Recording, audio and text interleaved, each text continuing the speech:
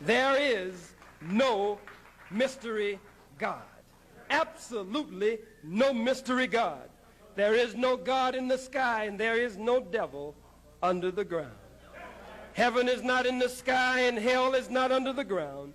Heaven and hell are conditions of the mind, states of existence and states of being. And so Jesus told us to stop looking for heaven in the sky. He said the kingdom of heaven is within you, and that we are the temples of the living God.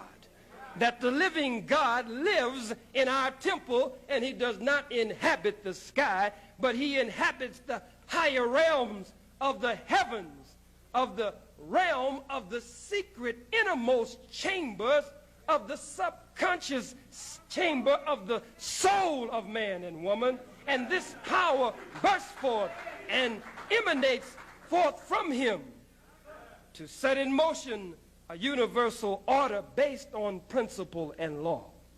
All of this set in motion by a divine power and a divine force that never dies. It's constant. It just changes forms. God is in man.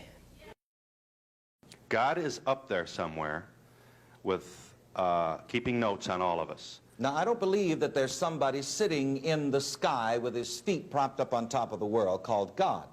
I believe that God is the presence of good that is within each individual person, whether he knows it or not. And this is where my ministry comes in. It is my ministry to make the individual aware that the presence of God, the presence of all good, the potential of good is within each individual and not in the sky somewhere.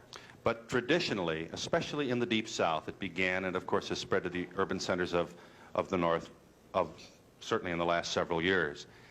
The notion that this doom and gloom under which the spell under which we all are functioning will someday end, and Jesus will take us into his great paradise that he has prepared for us. So cope now, because there is a great reward later. I usually say, when you find the heaven that is within you, then you will find yourself in heaven. Not until then, because heaven and hell are both states of mind.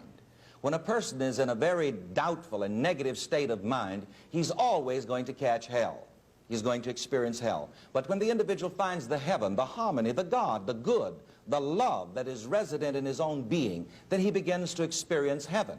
So when a person says, "Oh Lord, I'm sorry, please help me get through this vale of tears, this valley of temptation," you deplore that, don't you? Well, if this is the person's only understanding, he has to pray on the level of his understanding. However, the Bible does say, "Be you transformed by the renewing of your mind." And this is what this ministry does. In other words, you change your conditions by changing your self-image. If you see yourself as a person who is in a vale of tears and under conditions and circumstances, that's the way you will be until you change your mind, until you change your self-image. Is it your view that traditional fundamentalist religion makes it more difficult to change one's mind? Yes, it does, because here again, you see, in that type of religion, we are taught that either God or the devil are responsible for what happens to us.